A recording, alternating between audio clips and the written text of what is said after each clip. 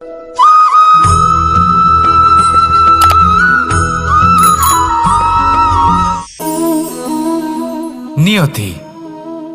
রাধা আমাকে বলে, কৃষ্ণ, যদি তুমি জানো যে নিয়তিতে কি আছে তাহলে তাকে বদলে দাও না কেন? মহাদেব আমাকে বলেন যে শ্রীকৃষ্ণ, যদি আপনি এটা জানেন যে সাম্বের নিয়তি এটাই, তাহলে আপনি তাকে বদলানোর চেষ্টা কেন করেন? কেন? কারণ আমি একজন পিতা, আর পিতার কর্তব্য এটাই, তিনি যেন সম্ভাব্য সব চেষ্টা করেন নিজের সন্তানের মঙ্গলের জন্য। নিয়তি আমি জানি, কিন্তু এটাও আমি জানি যে কর্মের থেকে বড় আর কোনো নিয়তি হতে পারে না।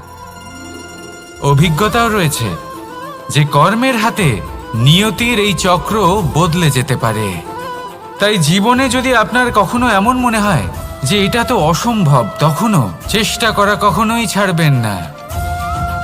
কে বলতে পারে আপনারই কর্মের কোনো এক বীজ হয়তো নিয়তির চাকায় আটকে গেল আর নিয়তিকে নিজের পথ পাল্টাতে হলো, ঠিক কি না? সেই জন্য নিয়তিকে ভাগ্য মেনে নিয়ে চুপ করে বসে থাকবেন না। নিজের নিয়তি স্বয়ং নিজের কর্মের দ্বারা নির্ধারিত করুন, কারণ আপনার এই কর্মের ওপরেই আপনার অধিকার রয়েছে। আর এই অধিকারকে নিয়তি অনেক সময় সম্মানও করে। তাহলে আসুন আর আমার সাথে ভালোবেসে বলুন, রাধা রাধা। শক্তি এক অত্যন্ত বিচিত্র বস্তু, বা বলতে পারেন অনুভূতি। আসুন আপনাকে সহজে বোঝাই। যদি আপনি সুপাত্র হন আর আপনাকে শক্তি দেওয়া হয়, তাহলে আপনি সেই শক্তির গুরুত্ব বুঝবেন, কোথায় সেই শক্তি প্রয়োগ করা উচিত সেটা বুঝবেন।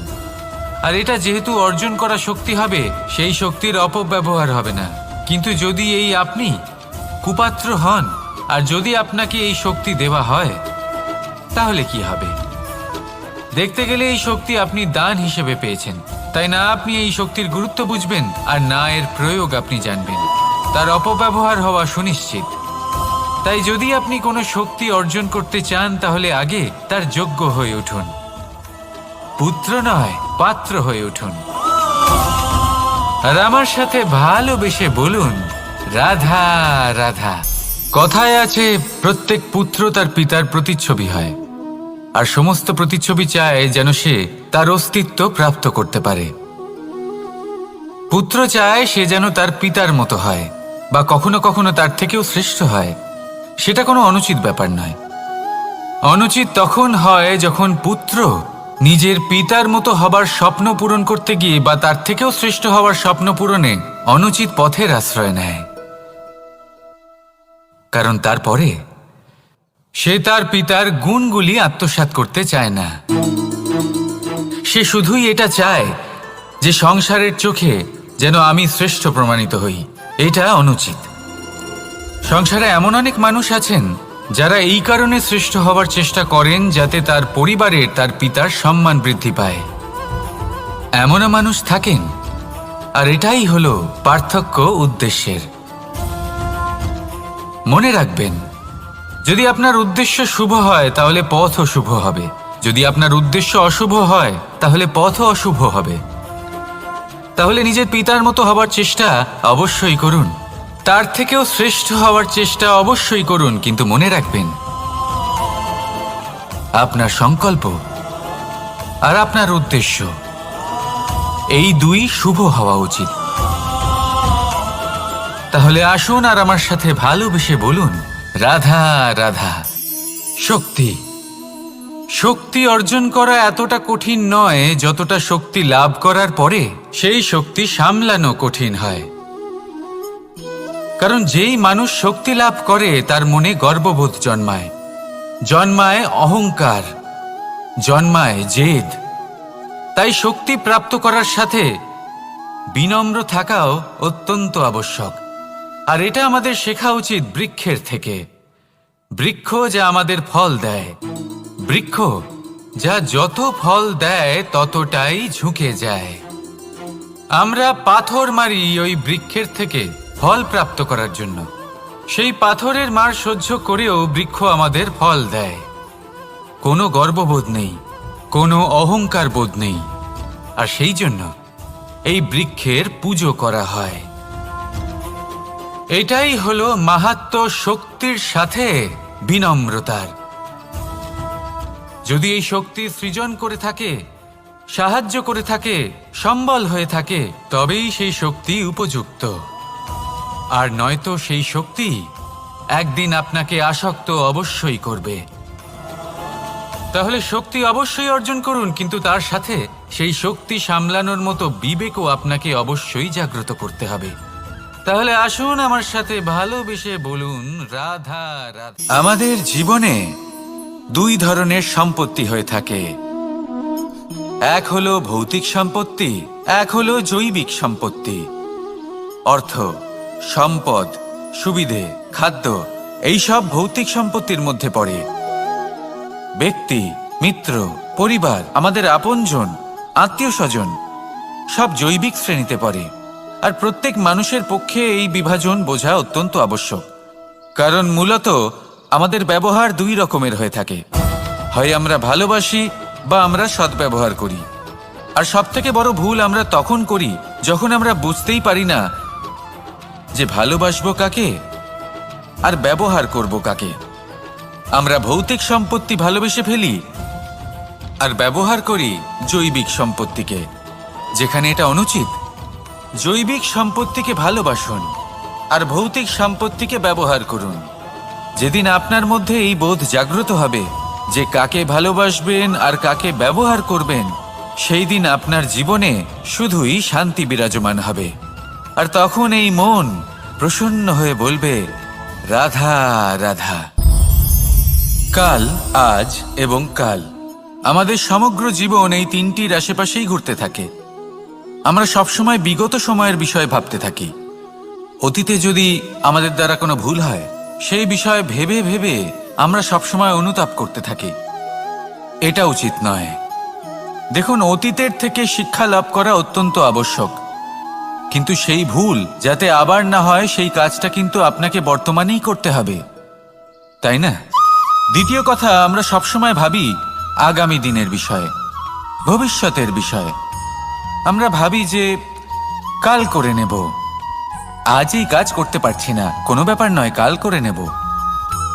আজ কাজটা শুরু করতেই পারলাম না, কোনো ব্যাপার নয়, কাল করে নেব। আজকের দিনটাই ভালো ছিল না, কোনো ব্যাপার নয়, সেটা কাল করে নেব। ব্যাপারটা বুঝুন, আপনি নিজের সময় নষ্ট করছেন। দেখুন, এই যে কাল, তা কখনোই আপনার হাতে আসবে না। তাই যে কাজ করতে চান সেটা আজকেই করুন, অন্তত শুরুটা করুন। কারণ এই আগামী সময় তা সবসময় আপনার থেকে এক কদম আগে থাকবে, একদিন এগিয়ে থাকবে। জানেন কেন? কারণ এই কাল আপনার জন্য অপেক্ষা করবে না, সেই জন্য আপনিও এর জন্য অপেক্ষা করবেন না। যা করার তা আজকেই শুরু করুন। কারণ যে বর্তমানে নিজের ভিত স্থাপন করেন না, ভবিষ্যৎকালে তার সুন্দর শক্তিশালী ভবন কখনো নির্মাণই হয় না। আসুন আর আমার সাথে ভালোবেসে বলুন, রাধা রাধা।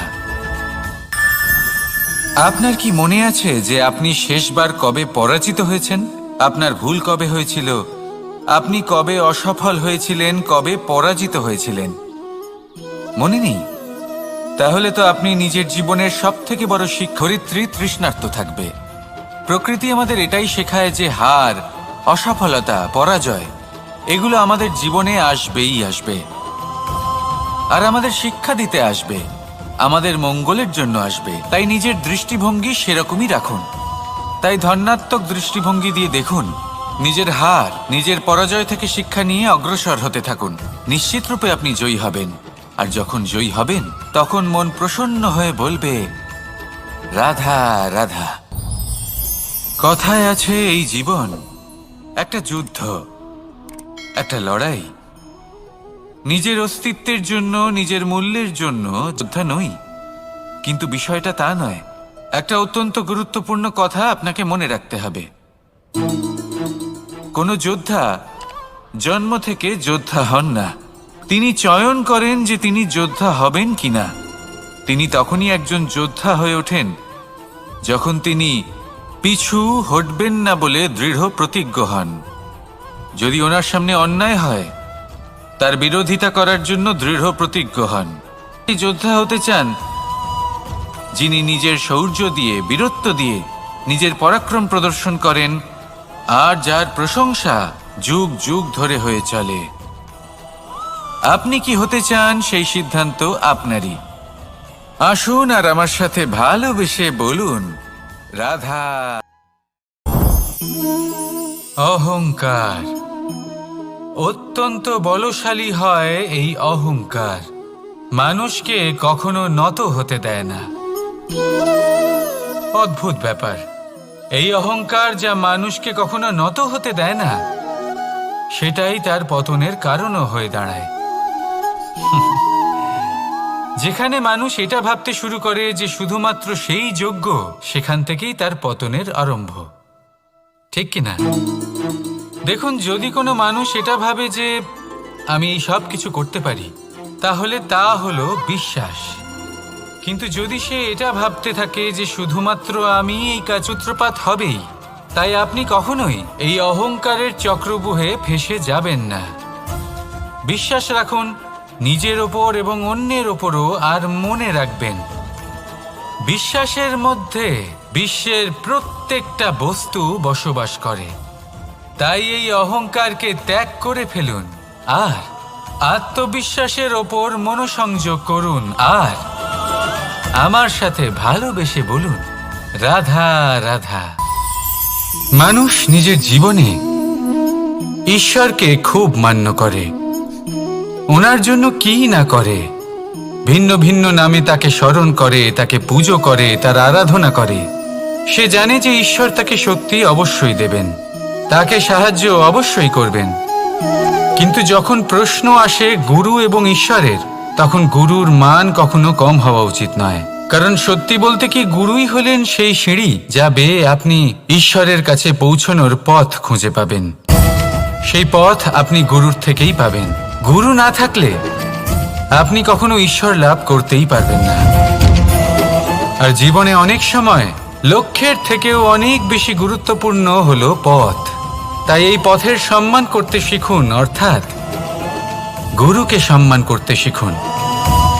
কারণ গুরুই হলেন পরমেশ্বর। তাহলে আসুন আর আমার সাথে ভালোবেসে বলুন, রাধা রাধা। আপনার জীবনে আপনার প্রকৃত বন্ধু আসলে কে? আপনার সব থেকে শ্রেষ্ঠ মিত্র আসলে কে? তিনি যিনি সময় এলে পরে আপনাকে সাহায্য করেন, নাকি তিনি যিনি সময় এলে পরে আপনাকে অর্থ দেন? দেখুন, আমরা হলাম মানুষ, আমাদের জীবনে লেনদেন চলতেই থাকে। এটা আমাদের জীবনের অভিন্ন অংশ। কিন্তু অনেক সময় এমন হয় যে আমরা তাকেই নিজের প্রকৃত বন্ধু বলে মনে করি, যিনি আমাদের একটা বহুমূল্য উপহার দেন। ঠিক কিনা? এবার আপনার জীবনে সেই বহুমূল্য উপহার কোনটা, ওই অমূল্য মিত্র আসলে কে, সেই সিদ্ধান্ত হলো আপনার। কিন্তু যদি আপনি আমাকে জিজ্ঞেস করেন, তাহলে আমার মতে স্বর্ণ, হিরে, মুক্ত, ধন এগুলো বহুমূল্য নয়। বহুমূল্য হলো সঙ্গ, যখন আপনি একা হয়ে যাবেন, সময়, যখন আপনার তাকে প্রয়োজন হবে, সমর্পণ, যখন আপনার বিশ্বাসের প্রয়োজন পড়বে। যে মানুষ আপনার প্রতি এই 3 গুণ প্রদর্শন করেন, যিনি আপনার কঠিন সময়ে আপনাকে অবশ্যই সঙ্গ দেবেন, যখন আপনার প্রয়োজন পড়বে আপনাকে অবশ্যই সময় দেবেন, আপনার প্রতি সম্পূর্ণ সমর্পিত থাকবেন, সেই হলো আপনার আসল মিত্র, সেই হলো আপনার প্রকৃত বন্ধু। কারণ সত্যি বললে, বন্ধুত্বের অর্থই হলো নিজেকে সম্পূর্ণরূপে কারোর কাছে সমর্পণ করে দেওয়া। তাই আপনার সেই বন্ধুর জন্য নিজের প্রাণ উজাড় করে দিন আর ভালোবেসে বলুন, রাধা রাধা। মানুষ জীবনে 3টে কাজ অবশ্যই করে থাকে। কিছু দান করে, কিছু গ্রহণ করে, আর কিছু ত্যাগ করে দেয়। এটাও ভাবতে থাকে যে এটা করলে কিভাবে করবে। দেবার জন্য পর্যাপ্ত ধন নেই, নেবার জন্য সংসারে অত স্নেহ নেই, আর ত্যাগ করার জন্য জীবনে এত সুখই নেই, তাহলে কিভাবে করবে? আসলে আমরা বস্তুগত চাহিদা অর্জনে এত ব্যস্ত হয়ে পড়ি যে আমরা বুঝতেই পারি না যে কি নেবার আছে, কি দেবার আছে, আর কি ত্যাগ করার আছে। তাহলে আজ আমি আপনাকে বলেই দিই, মনে রাখবেন এই তিনটে গুরুত্বপূর্ণ গুণ, তিনটে গুরুত্বপূর্ণ কথা। দেবার জন্য আছে দান, নেবার মতো আছে জ্ঞান, আর ত্যাগ করার মতো আছে অহংকার। যখন আপনি দান করতে শিখে যাবেন, জ্ঞান অর্জন করার শক্তি আপনা থেকেই আপনার মধ্যে চলে আসবে। আর যখন এই জ্ঞান আপনার মধ্যে প্রবেশ করবে, অহংকার আপনা থেকেই আপনার থেকে দূরে চলে যাবে। যে ব্যক্তি এই তিনের মধ্যে ভারসাম্য বজায় রাখতে পারে, তার বর্তমান, ভূত, ভবিষ্যৎ, লোক, পরলোক সব কিছু শুধরে যায়। যেই দিন আপনি দান করতে শিখে যাবেন, জ্ঞান আহরণ করতে শিখে যাবেন, অভিমান ত্যাগ করতে শিখে যাবেন, আপনার সর্বশক্তিশালী, সর্বশক্তিমান পরমেশ্বরেরও প্রয়োজন পড়বে না। কারণ তখন ঈশ্বর আপনার মধ্যেই বাস করবেন। তাহলে আসুন আর আমার সাথে ভালোবেসে বলুন, রাধা রাধা। জীবনে অনেক সময় সমস্যা আমাদের চারদিক থেকে ঘিরে ফেলে। এই সমস্যা নানান ধরনের হতে পারে। আর্থিক সমস্যা হতে পারে, পারিবারিক সমস্যা হতে পারে, কোনো সম্পর্ক নিয়ে সমস্যা হতে পারে, কখনো কোনো দৈনিক সমস্যা হতে পারে, কখনো কোনো দ্বন্দ্ব হতে পারে, অনেক সমস্যা হতে পারে। কিন্তু যখনই কোনো সমস্যা আসে, আমাদের মনে তার জন্য একটা উত্তর অবশ্যই থেকে থাকে, যা আমাদের অন্তরে রয়েছে। একে আমরা বলি আত্মা। আত্মা হলো পরমাত্মারই রূপ, আর পরমাত্মা তা কখনোই কিছু অনুচিত চাইবে না, তাই তো? এই আত্মা খুব ভালো করে জানে যে কোনটা উচিত আর কোনটা অনুচিত। যদি আসল বিষয়ের কথা বলি, তাহলে আপনাকে নিজের মনকে বুঝতে হবে। কারণ আত্মা তো পরমাত্মা থেকেই আসে, কিন্তু এই মন মানুষ জন্ম থেকেই প্রাপ্ত করে, যার বিকাশ হয় এই সংসারকে দেখে। যেদিন আপনার এই মন আর আপনার এই আত্মা, এই দুই এক হয়ে যাবে, আত্মসাৎ হয়ে যাবে, সেদিন আপনার জীবনে না কোনো সমস্যা থাকবে, না কোনো ঝঞ্ঝাট থাকবে, না কোনো সংকট থাকবে। কারণ আপনার কাছে সেই সমস্ত সমস্যার, সমস্ত বিপদের সমাধান থাকবে, আর তাও আপনারই অন্তরে। তাহলে আসুন আর আমার সাথে ভালোবেসে বলুন, রাধা রাধা। ভক্তি আর শক্তি, এই দুইয়ের মধ্যে সম্পর্ক অত্যন্ত সরল। মানুষ ভক্তি করেন যাতে তিনি শক্তি লাভ করতে পারেন, আর শক্তি লাভ করার পরে ভক্তিভাব ভুলে যান, আর শক্তির প্রতি আসক্তিতে মত্ত হয়ে যান, আর সেখান থেকেই তার বিনাশ শুরু হয়। কেন? কারণ ভক্তির দ্বারা প্রাপ্ত শক্তি অন্য কারোর হিতের জন্য ব্যবহার করতে হয়, অন্য কারোর মঙ্গল করার জন্য ব্যবহার করতে হয়, কারোর বিনাশের জন্য নয়। এবার যদি আমি আপনাদের একটা উদাহরণ দিয়ে বোঝাই, তাহলে কোদাল দিয়ে আমরা মাটি কোপাতে পারি, একটা গর্ত খুঁড়তে পারি, যাতে একটা নতুন বৃক্ষ জন্ম নিতে পারে। একটা বৃক্ষ যা অন্য জীবকে ফল প্রদান করবে, যাত্রীদের ছায়া প্রদান করবে। কিন্তু এই কোদালের ব্যবহার যদি আমরা অন্য কারোর ক্ষতি করার জন্য করি, তাহলে ক্ষতি শুধুমাত্র আমাদেরই হবে।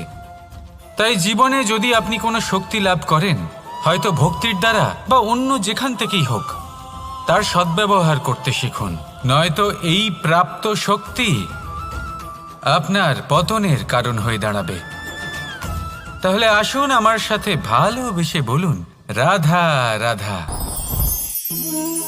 বরদান অত্যন্ত বিচিত্র এক বিষয়, কিন্তু দেখতে গেলে এই বরদান কি না করতে পারে।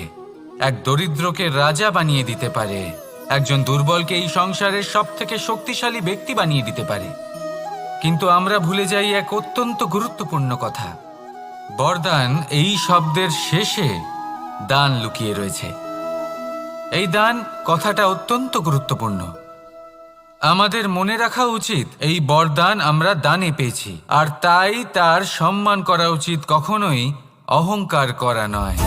আর যে ব্যক্তি বরদান পেয়ে অহংকার করেন তার যা ক্ষতি হয় তা হলো এই বরদান তার থেকে কেড়ে নেওয়া হয়। বর অর্থাৎ শ্রেষ্ঠ, অর্থাৎ বরদানের অর্থ হলো একটা শ্রেষ্ঠ দান, এবং তার ব্যবহার যদি আপনি কারোর ক্ষতি করার জন্য করেন তাহলে ক্ষতি শুধুই আপনার হবে। তাহলে এই বরদানের সম্মান করুন, উচিত পথে চলুন আর উচিত উদ্দেশ্য নিয়ে এর ব্যবহার করুন, সব কিছু ভালোই হবে। তাহলে আসুন আর আমার সাথে ভালোবেসে বলুন রাধা রাধা। পিতা আর পুত্রের সম্পর্ক অত্যন্ত মধুর হয়ে থাকে। পিতা স্বপ্ন দেখেন, তাকে পূর্ণ করার সকল সম্ভাব্য চেষ্টা করেন, কিন্তু তাও অনেক সময় ওনার স্বপ্ন অপূর্ণ থেকে যায়। তখন পিতা ভাবেন যে স্বপ্ন উনি পূর্ণ করতে পারেননি ওনার সন্তান তা অবশ্যই পূরণ করবে। যে স্থানে উনি কখনো পৌঁছতে পারেননি সেই স্থানে ওনার পুত্র অবশ্যই পৌঁছবে। পিতা নিজের সন্তানের ভবিষ্যৎ নিয়ে সেই স্বপ্ন দেখেন, আর যখন সেই সন্তান সামনে এগোতে থাকে তখন তার দুঃখ হয় না, বরং গর্ব হয়। ওনার ভালো লাগে এটা দেখে যে ওনার সন্তান অনেক উন্নতি করছে। কিন্তু যখন সন্তান নিজের অভিভাবকের শক্তি দেখে, তার যশ দেখে হিংসা করতে থাকে, সমস্যা সেইখানেই শুরু হয়। সেই জন্য সকল সন্তানকে এটা মনে রাখতে হবে, দেখুন, পুত্র হবার সুবাদে, এক সন্তান হবার সুবাদে এটা হলো আপনার অধিকার যে আপনি আপনার পিতার থেকে বেশি উন্নতি করবেন। আপনার পিতাও এটাই চান, কিন্তু সুস্থভাবে এটা করুন। একটা রেখা টেনে নিন যাতে আপনি তাতে এগোতে পারেন আর আপনার পিতার তাতে গর্ববোধ হয়, আর সেই বিষয়ে দুঃখ না হয় যে আমার সন্তান আমাকেই ছোট করার চেষ্টা করছে। ইতিহাস সাক্ষী রয়েছে, যে মানুষ অন্য কাউকে ছোট করার চেষ্টা করেছেন সেই মানুষই ছোট হয়ে গেছেন। আর আমার মনে হয় না আপনি এটা চান, কারণ কোনো একদিন আপনিও কারোর পিতা হবেন। আসুন আমার সাথে ভালোবেসে বলুন রাধা রাধা। সাথী, সাথী এই শব্দটির ব্যাখ্যা কে কিভাবে করে? মিত্র, সখা, বন্ধু, কিন্তু অর্থ একটাই। তিনি যিনি আপনার সঙ্গী হন আর তিনি যার সাথী আপনি হন। এবার সব থেকে বড় প্রশ্ন হলো এটাই যে তিনি কে হতে পারেন যাকে আপনি আপনার সাথী বলে মেনে নিতে পারেন, নিজের সখা, নিজের মিত্র, নিজের বন্ধু মেনে নিতে পারেন। আপনার সাথী হলেন তিনি যিনি দুঃখের সময় আপনার পাশে থাকবেন, আপনার হাত ধরে থাকবেন। আপনার সাথী হলেন তিনি যার হাত আপনি নিজের সুখের দিনে ধরে থাকবেন। সেই সাথীরই হাত ধরুন যিনি দুঃখে সবসময় আপনাকে সাহায্য করার জন্য তৎপর হয়ে থাকেন, আপনার পাশে থাকেন, আর যাকে সুখের দিনে আপনি আপনার সাথে রাখতে পারেন। আর যখন আপনার সাথে আপনার এই সাথী থাকবে তখন আপনি এটা বুঝবেন যে যখন জীবনে দুঃখ আসে তখন এই দুঃখ কমে যায়, সবার মধ্যে ভাগ হয়ে যায়। আর যদি তখন সুখ আসে তাহলে সেটা সবার উপস্থিতিতে আরো বেড়ে যায়। এটাই হলো প্রেম, এটাই হলো ভালোবাসা, এটাই হলো সঙ্গ, যেমন সম্পর্ক আমার আর রাধার মাঝে। তাহলে আসুন আর আমার সাথে ভালোবেসে বলুন রাধা রাধা। আমাদের মনে যখন কোনো প্রশ্ন ওঠে, কোনো দ্বন্দ্ব জাগে, তখন আমরা যাই আমাদের গুরুর কাছে, আমাদের আরাধ্যের কাছে গিয়ে জিজ্ঞেস করি। এইভাবেই একদিন আমি পৌঁছলাম আমার আরাধ্যের কাছে, আমার মহাদেবের কাছে, আর ওনাকে প্রশ্ন করলাম যে মহাদেব, জীবনে আনন্দ পাওয়ার, উৎসব পালনের, প্রেম ভাগ করে নেবার, জীবনকে উপভোগ করে নেওয়ার সর্বশ্রেষ্ঠ সময় কোনটা? মহাদেব হাসলেন আর উনি বললেন, জীবনে উৎসব পালনের সবথেকে শ্রেষ্ঠ দিন হলো মৃত্যুর ঠিক আগের দিনটা।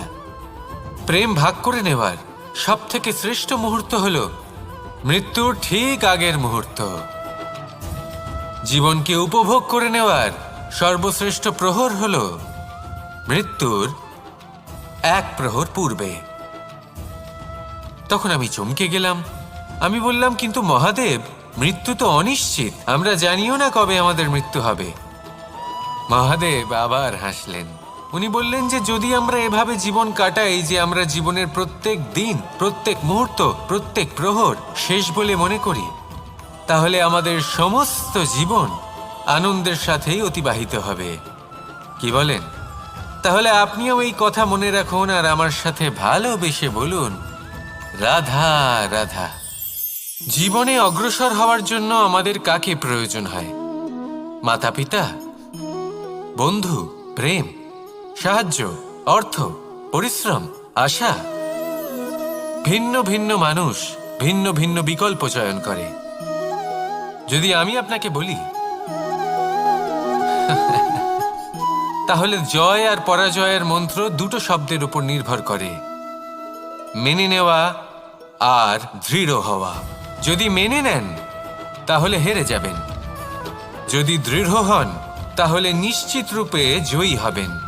যদি কখনো আপনি ক্লান্ত হয়ে ওঠেন, আপনি দুঃখী হন, পুরোপুরি ভেঙে পড়েছেন, তখন মেনে নেবেন না যে আপনি ভেঙে পড়েছেন, নয়তো হেরে যাবেন।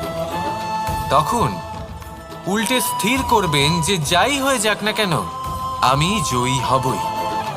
আর আপনি দেখবেন যে জয় নিশ্চিত রূপে আপনার কাছেই আসবে। তাহলে এই কথা মনে রাখবেন আর আমার সাথে ভালোবেসে বলবেন, রাধা রাধা। সময়, জীবন, কাল।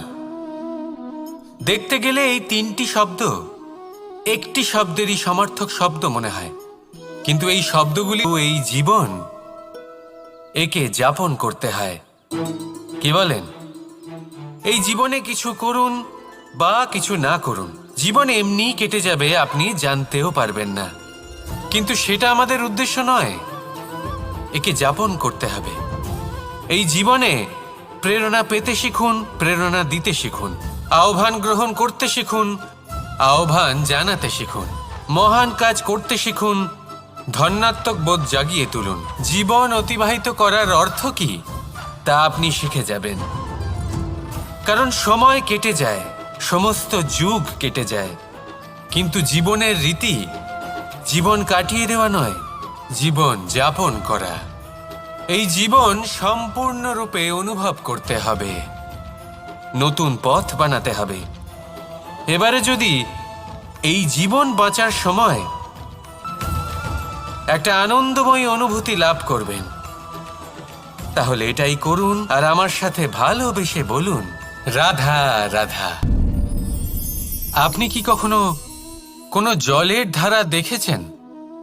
তার সামনে যতই মাটি থাকুক না কেন, যতই কাদা থাকুক না কেন, যখন এই জলপথ নিজেই তৈরি করে নেয়, তাহলে আপনিও এরকম জলের মতো হয়ে উঠুন। যদি হয়ে উঠতে পারেন, তাহলে নিজের মনের, নিজের ভাবনার, নিজের জীবনের যত অনাবশ্যক তত্ত্ব আছে, অনুপযোগী অংশ রয়েছে, অর্থাৎ অপরিষ্কার অংশ রয়েছে, তা নিজে থেকেই নির্মল হয়ে উঠবে। আর যেরকম জলের ধারা কখনো থেমে থাকে না, সব সময় বয়ে চলে, সেইভাবে আপনিও কখনোই থামবেন না। সবসময় বয়ে চলুন, এগোতে থাকুন। পথে যদি অনেক বিপদ আসে, সমস্যা আসে, থামবেন না, তার উপর নিরন্তর প্রহার করুন, নিরন্তর প্রয়াস করুন আর অগ্রসর হন। আপনি ভেবে দেখুন, এই জলের ধারা কখনো থেমে থাকে না, সবসময় বয়ে চলে, বিপদের সম্মুখীন হয়ে তাকে সাথে বয়ে নিয়ে চলে। সেই জন্য জলের ধারা, প্রবাহমান এই ধারা, এর থেকে কখনো দুর্গন্ধ আসে না, এতে কখনো ময়লা জমতে পারে না, বরং পালিত হয় সুন্দর প্রাণবন্ত জীবজন্তু, যেমন সুন্দর ছোট মাছ পাবেন। আর তার সাথে নিজের অন্তরের যে মালিন্য রয়েছে, তা আপনি নিজেই নিজের থেকে দূরে করে দেবেন। তাহলে আসুন আর আমার সাথে ভালোবেসে বলুন, রাধা রাধা। এবার অনেক সময় মানুষের মনে এরকম প্রশ্ন আসে যে এই সংসারে সবথেকে বড় বিপদ কি? কেউ বলে ধর্ম সংকট, আবার কেউ বলে প্রাণের উপর আসা সংকট। প্রত্যেক মানুষের জীবনে বিভিন্ন সংকট আসে, আর এই সমস্ত সংকট অত্যন্ত বিচিত্র হতে পারে। এই সমস্ত সংসার হলো সংকট দ্বারা পরিপূর্ণ। ঠিক আছে, আপনাকে একটা উদাহরণ দিই। চাপতে না পারে তাহলে সে ধরা পড়ে যেতে পারে, ঠিক কিনা? আবার অনেক সময় এমনও হয় যে যার জন্য আমি সংকট, সেও আমার কাছে সংকট। যেমন এই পরিস্থিতিতে দেখুন, সংকট হলো সংকট, এ তো জীবনে থাকবে, কিন্তু এর সম্মুখীন কিভাবে হওয়া যায়? খুব সরল। সব এটার ওপর নির্ভর করে, মনের ওপর। এই মনকে নিয়ন্ত্রণ করলে সব ঠিক থাকবে। এবার যদি ধনী ব্যক্তি মনকে নিয়ন্ত্রণ করে ফেলেন, নিজের অর্থের ব্যবহার শুভ কাজের জন্য, সমাজের সেবার জন্য বিকাশ করতে করেন, ওই অর্থকে একত্রিত করে না রাখেন, তাহলে চুরির সমস্যা, এই সংকট সেখানেই কেটে যাবে। এবার যদি কথা বলি সেই চোরের, তাহলে চোর যদি নিজের মনকে সংযত করে নেয়, যদি নিজের কর্মকে নিয়ন্ত্রণ করতে পারে, তাহলে এমন কোনো স্বর নেই, এমন কোনো স্বর নেই যা ওকে ধরা পড়তে বাধ্য করবে। সেই জন্য জীবনে সংকট যতই আসুক, যত বড়ই সংকট আসুক না কেন, কবচ হলো একটাই, আর এই কবচের নাম হলো আত্মনিয়ন্ত্রণ। নিজের মনকে নিয়ন্ত্রণের ভালোবেসে বলুন, রাধা রাধা। এই দড়িটা দেখুন, ছোট ছোট রেশম দ্বারা তৈরি, এটা সরু সুতো দ্বারা তৈরি হয়েছে এটা, আর এ অত্যন্ত কোমলও বটে। আর আপনি চাইলে এটা সোজাও করে দিতে পারেন, আর চাইলে এটা বেঁকিয়েও দিতে পারেন, আর যদি চান তাহলে এটা গোল গোল করে বেঁধে কোথাও রেখেও দিতে পারেন। এবার এই কোমল দড়ি যদি কোনো নিষ্ঠুর কঠিন পাথরে বারংবার জড়িয়ে দেওয়া হয়, তাহলেও তাকেও কাটতে পারে, নিজের ছাপ ছেড়ে যেতে পারে, সেটার আকারও বদলে ফেলতে পারে। এবার এর কারণ কি? এর কারণ হলো অভ্যাস আর নিরন্তর প্রচেষ্টা। যদি আপনিও চেষ্টা করেন আর নিরন্তর কর্ম করে যান, তাহলে আপনার প্রারব্ধ পাথরের মতো কঠিনই হোক না কেন, তাতে ভাঙন ধরিয়েও আপনি নিজের লক্ষ্যে অবশ্যই পৌঁছতে পারবেন। একটা গুরুত্বপূর্ণ কথা মনে রাখবেন, সুকর্মের অভ্যাস আর নিরন্তর প্রয়াস, এই হলো সাফল্যের মন্ত্র। তাহলে জীবনে এই মন্ত্র আনুন আর আমার সাথে ভালোবেসে বলুন, রাধা রাধা। বসন্ত ঋতু, এই সময় মন আনন্দে ভরে থাকে, এমন মনে হয় যেন আমরা আকাশে বিচরণ করতে চলে যাই, কিন্তু সেটা তো সম্ভব নয়। সেই জন্য হয়তো আমরা ঘুড়ি ওড়াই, এই ঘুড়িকে নিজেদের প্রতিরূপ মনে করে। এবার অনেক মানুষ আছেন যারা ঘুড়ি ওড়ান, কিন্তু এই কর্মের সারমর্ম কি সেটা কজন বুঝতে পারেন? আপনি এটা মনে করুন যে আপনি হলেন সেই ঘুড়ি, আর এই সুতো যিনি ধরে রয়েছেন তিনি হলেন পরমাত্মা, আর এই সুতো যেখান থেকে শুরু হয় সেই লাটাই হলো আমাদের কর্মচক্র। এবার আপনি নিজেই অনুমান করুন যে এই উড়ান কার ওপর নির্ভরশীল? পরমাত্মার ওপর আর আপনার কর্মের ওপর। যদি পরমাত্মা আপনার হাত ধরে থাকেন, আপনার সাথে থাকেন, যদি আপনি শুভ কর্ম করতে থাকেন, আপনি এই আকাশে উড়তে থাকবেন। কিন্তু কোথাও কোথাও যদি পরমাত্মার সাথে এই বন্ধন ছিন্ন হয়, আপনার কর্মচক্র খারাপ হয়ে যায় বা থেমে যায়, তাহলে আপনার এই ঘুড়ি কেটে যাবে আর দূরে কোনো গাছের ডালে গিয়ে আটকে যাবে। তাই শুধুমাত্র ঘুড়ি ওড়াবেন না, তার থেকে শিখুন, পরমাত্মার সাহচর্যে থাকুন, সবসময় শুভ কর্ম করতে থাকুন আর সবসময় এই আকাশে উড়তে থাকুন। আসুন আর আমার সাথে ভালোবেসে বলুন, রাধা। নিয়তি। রাধা আমাকে বলে, কৃষ্ণ, যদি তুমি জানো যে নিয়তিতে কি আছে, তাহলে তাকে বদলে দাও না কেন? মহাদেব আমাকে বলেন যে শ্রীকৃষ্ণ, যদি আপনি এটা জানেন যে সাম্বের নিয়তি এটাই, তাহলে আপনি তাকে বদলানোর চেষ্টা কেন করেন? কেন? কারণ আমি একজন পিতা, আর পিতার কর্তব্য এটাই, তিনি যেন সম্ভাব্য সব চেষ্টা করেন নিজের সন্তানের মঙ্গলের জন্য। নিয়তি আমি জানি, কিন্তু এটাও আমি জানি যে কর্মের থেকে বড় আর কোনো নিয়তি হতে পারে না। অভিজ্ঞতাও রয়েছে যে কর্মের হাতে নিয়তির এই চক্র বদলে যেতে পারে। তাই জীবনে যদি আপনার কখনো এমন মনে হয় যে এটা তো অসম্ভব, তখনও চেষ্টা করা কখনোই ছাড়বেন না। কে বলতে পারে আপনারই কর্মের কোনো এক বীজ হয়তো নিয়তির চাকায় আটকে গেল আর নিয়তিকে নিজের পথ পাল্টাতে হলো, ঠিক কি না? সেই জন্য নিয়তিকে ভাগ্য মেনে নিয়ে চুপ করে বসে থাকবেন না। নিজের নিয়তি স্বয়ং নিজের কর্মের দ্বারা নির্ধারিত করুন, কারণ আপনার এই কর্মের ওপরেই আপনার অধিকার রয়েছে। আর এই অধিকারকে নিয়তি অনেক সময় সম্মানও করে।